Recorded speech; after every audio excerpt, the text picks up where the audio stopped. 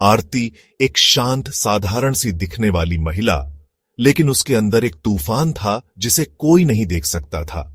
उसके चेहरे पर जो खामोशी थी वो उसके अतीत का बोझ थी। आरती अपने पास वाली सीट पर बैठी लड़की की गिरी हुई किताब उठाकर चुपचाप देती है। लड़की मुस्कुराकर, थैंक यू दीदी।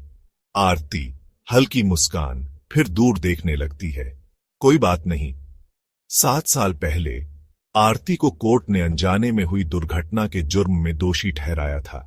एक सड़क हादसा जिसमें एक मासूम की जान चली गई थी। आरती हाथ जोड़कर जज से कहती है, आरती, मैंने जानबूझकर नहीं किया, लेकिन हां, गलती मेरी थी। मैं सजा भुगतूंगी। वर्तमान समाज के ताने, नौकरी से इनकार, एचआर ऑफिसर, हमें माफ कीजिए मैडम, आपका केस इंटरनेट पर अब भी मौजूद है, हम रिस्क नहीं ले सकते। भले ही कोर्ट ने उसकी सजा पूरी मान ली थी, लेकिन समाज का फैसला अब भी जारी था। एनजीओ का दृश्य, आरती सफाई कर रही है। कुछ बच्चे आते हैं।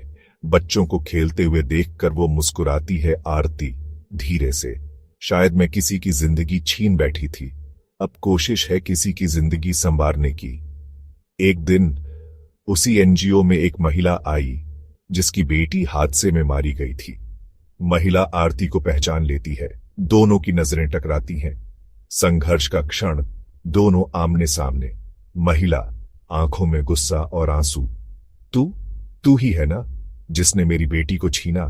आरती सिर झुकाकर, हां, मैं ही हूं, और हर दिन उस एक पल को 100 बार मरकर जीती हूं, लेकिन अगर आप कहें तो मैं ये काम छोड़ दूंगी।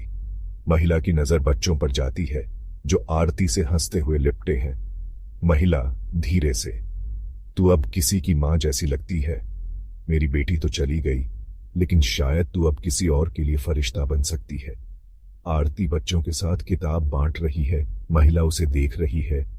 गलतियां इंसान को तोड़ती हैं, लेकिन माफी इंसान को जोड़ती है। आरती ने अपनी गलती से सीख ली, और समाज ने भी देर से ही सही, लेकिन उसे फिर से स्वीकार किया।